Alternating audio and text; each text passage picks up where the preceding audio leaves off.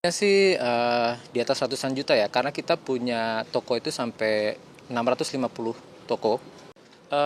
Pertama-tama untuk lokasi yang terdampak kan eh, hanya sampai di atasnya lantai 7. Jadi kebetulan kita punya kios selain yang terbakar itu dari lantai 7 sampai lantai LGF. Dan yang terdampak yang tidak terdampak kebakaran tapi terdampak juga akibat dari banyaknya debit air yang jatuh ke bawah ya, sehingga merusak seluruh plafon, sebagian besar plafon yang ada di koridor terutama ya, dan sebagian di dalam toko tenan.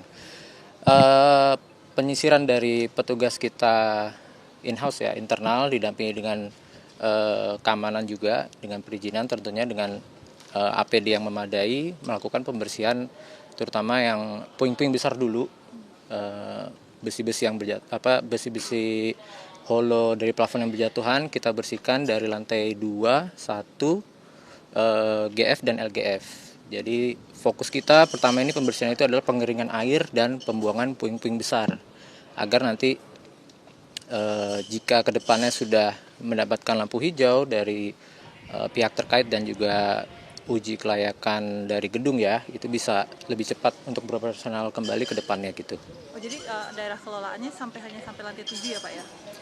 Kelolaan sebenarnya seluruh gedung semua, cuman yang bisa saat ini cukup aman kita lakukan pembersihan itu di lantai-lantai kios ya, dari lantai LGF sampai lantai 2. Kalau 5, 6, 7 mungkin sementara tidak kita bersihkan karena mereka tidak ada kerusakan plafon, karena tidak ada plafon di lantai situ, hanya pergudangan dan service center dan parkiran gitu aja sih. Mas boleh tahu nggak total kerugian dari kerusakan ini? Sampai saat ini statement untuk resmi kerugiannya masih belum ada ya, masih diperhitungkan dari berbagai sisi ya.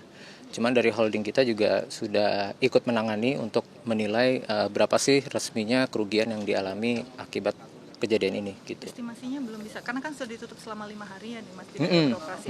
Estimasinya? Belum ya, belum. Saya pribadi sih belum bisa sih. Jadi emang tunggu dari rilis resmi dari holding kita juga sih kerugiannya sampai semana gitu. Cuman kalau tenan sendiri sih ya beberapa sudah coba mengurangi kerugiannya dengan beraktivitas di tempat lain ya, bisa online atau dari pergudangan tempat dia sewa di gedung lain gitu. Mas, izin terkait dengan izin kalau memang ada tenan yang mau ambil barang gitu. Nah itu gimana prosedurnya? Apakah masih boleh masuk atau gimana? Sementara ini kita mengikuti dari kewenangan tim yang berwajib. Jadi demi keamanan bersama saat ini kita coba membatasi untuk melarang tenan-tenan untuk masuk.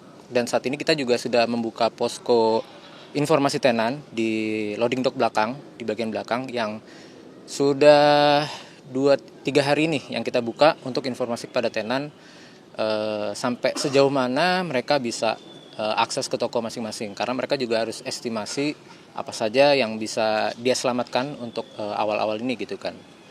Sampai saat ini sih kita belum bisa mengizinkan secara resmi tenan-tenan untuk masuk ke dalam karena lokasi masih cukup berbahaya. Jadi kita yang melakukan pembersihan pun juga harus melakukan APD, menggunakan APD karena plafon-plafon itu masih lapuk ya, masih basah, masih suka berjatuhan. Jadi kita takut kalau banyak aktivitas justru malah menunda kecepatan investigasi dan uji kelayakan gedung gitu sih. Tapi keseharian berapa sih perputaran uang di Plaza Glodok ini Mas?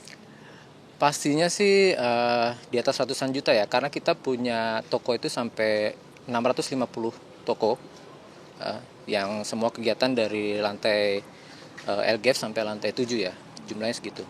Sejauh ini yang terdampak.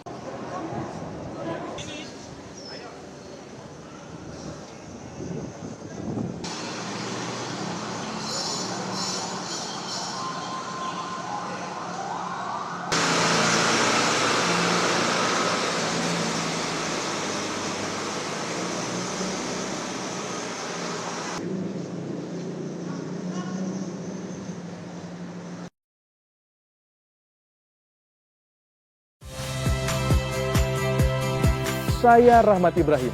Saksikan program-program Kompas TV melalui siaran digital, pay TV, dan media streaming lainnya. Kompas TV, independen, terpercaya.